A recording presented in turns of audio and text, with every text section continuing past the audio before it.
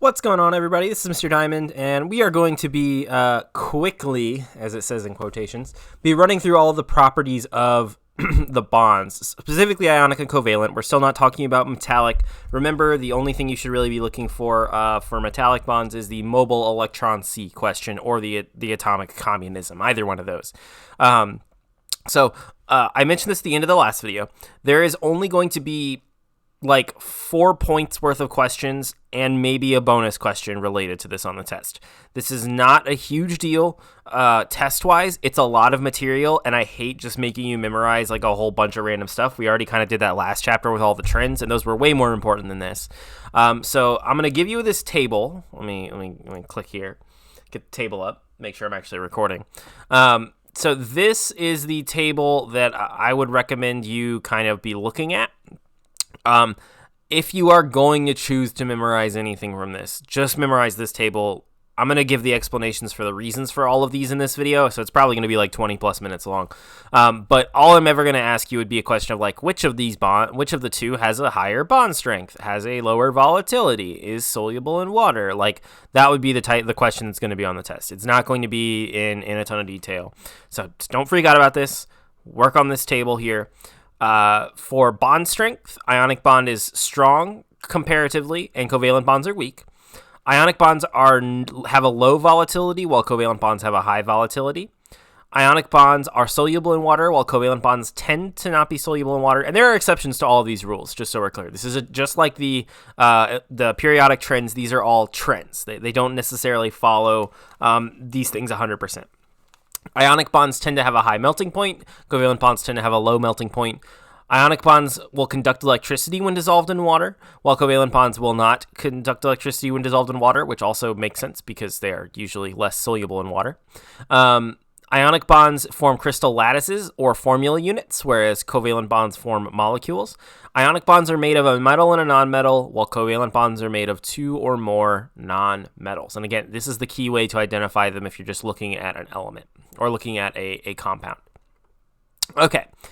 So, for bond strength, ionic bonds are held together by electrostatic attractions. There is no bond actually connecting them. They are just stuck together by the fundamental law of the universe that positive charged things and negatively charged things smush together and stick to one another. Covalent bonds are just sharing electrons. They're just kind of like holding hands, and chemically speaking. There's not actually a ton holding them together. They are not bound to one another, except by the fact that it is convenient currently for them to be sharing electrons with one another. And as we discussed, longer bond lengths are weaker, and so if ionic bonds are literally stuck together, that is the shortest possible bond length. There is no bond between them, so obviously you can't have a shorter bond than stuck together. Ionic bonds are going to have to be. Their lattice energy and their energy to hold together their bond to one another is so much higher than a covalent bond is. For volatility is a measure of how easily or readily a substance will evaporate or turn into a gas at room temperature. Now, the easiest thing to think about when you're working on this one is try to think about substances that you know that have smells. So, for example, does salt water have a smell? Okay, probably not. Does sugar water have a smell? Also no, so that's not a great example. But let's go something like what are liquids you can think of that have smells? Vinegar has a smell. Ammonia has a smell, like cleaning products. Bleach has a smell. Rubbing alcohol of any kind. All of those are things that have smells. All of those, or at least usually are, covalent compounds because they are made out of only nonmetals. Like alcohols are made out of carbons, hydrogens, and oxygens usually. So ionic bonds, because they're held together by stronger forces, they tend to stay in the position that they're in and are usually going to be a solid. And so that's a lot less likely to be a gas at room temperature, so you could actually like smell something. Covalent bonds, being weaker, are usually liquids or gases. So things like rubbing alcohol, ammonia, all that stuff that I just listed there are covalently bonded substances. They are much weaker, and so they are more likely to evaporate, and that means that they will release a smell. For solubility is the measure of how much of a solute, which is the thing that is dissolved, can be dissolved in a solvent. This will be very important later in the year. Please, don't spend like a ton of time dedicated to memorizing this for now, but like definitely make sure you pay attention to this. Solute is the thing that is dissolved, and solvent is the thing that does the dissolving. Or you could also think that solvent is the thing that there is more of. The way I've finally been able to come up with something to help remember it, solvent is longer, solute is smaller. You can fit solute into solvent. It is a smaller word, so it could fit inside of solvent. There is more solvent. It's the thing that does the dissolving. In a lot of cases, that's water, and the solute is the thing that is dissolved. So, for example, salt would be a solute in water, which would be a solvent, to make salt water, which is a solution, as we'll talk about that also later. Ionic compounds tend to be more soluble in water because of the polar nature of water. Because water is polar, that was in the last section, ionic compounds are charged. That polarity allows it to pull apart those particles and let them kind of float all throughout the liquid. So when you like dissolve salt in water, for example, you actually are releasing the sodium and the chlorine ions and allowing them to float freely in the liquid, in the water.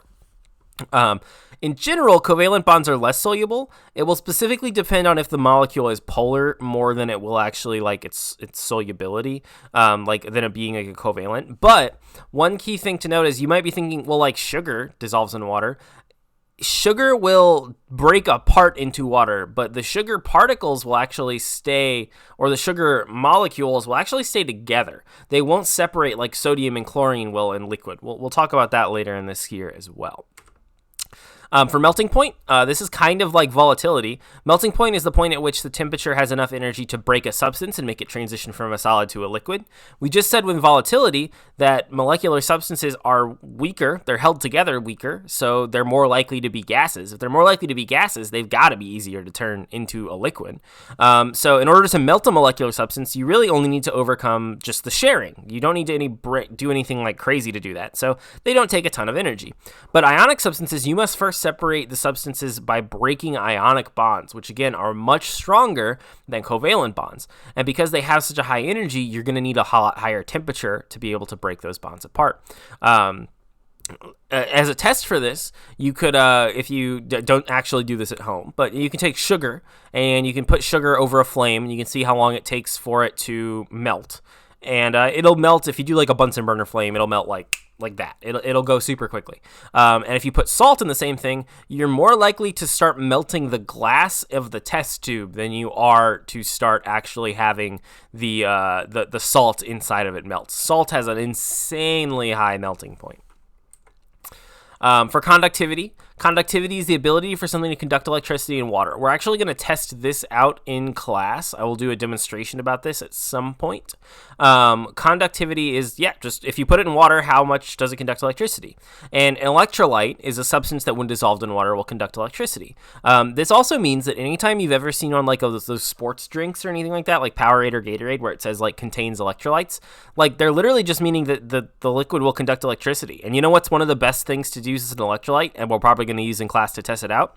Salt. Salt is an electrolyte. So when Powerade is saying contains electrolytes, like you could literally get a cup of salt water and that also has electrolytes. Doesn't mean it's healthy for you. Wake up, sheeple. Don't believe all of the stuff that they're telling you. But electrolytes are good and your body does use them up. So don't think that means that like you shouldn't drink them. Like especially if you're actively working out, Powerades and Gatorades are like really good for helping replenish that. But you should definitely not just assume that like, oh, electrolytes must be good because salt water is packed full of electrolytes. Ionic substances are conductive, and they are going to be electrolytes because water will split them apart. I just said back on that last slide that water will separate an ionic compound into its components, like sodium chloride, table salt, will turn into sodium and chlorine. Those sodiums and chlorines are the thing that's actually able to carry the charge and is actually able to allow electricity to flow through it. Covalent compounds will not split apart, and so they're not charged particles, which means that electricity won't be conducted. They can't actually pass the charge through them because they don't have the positives and the negatives floating around to catch the electricity, so to speak. That went a little bit faster than I thought it did. I thought I had more. I was buckled in for like a full 20-something minute video, but I guess that's all I got. So I'm gonna flip back to that first table really quick. Again, focus on this table. Don't actually focus on like memorizing exactly why. Maybe one or two of them, but not like all of these things. It's most likely just going to be a test question of matching high bond strength is which of these two. which of these two dissolves when or conducts electricity when dissolved? Like questions like that. There might be a bonus question related to explain why it has one of these trends, but it's not going to be an actual test question. And 4 points-ish, 4 to 5 points for this information compared to this test is going to be 100 points. It really shouldn't be your top priority. Don't spend too much time focusing on that. In the meantime, this is Mr. Diamond. If you have any questions, please send me an email and let me know. Otherwise, this is me signing off. Have a good rest of your day, everybody.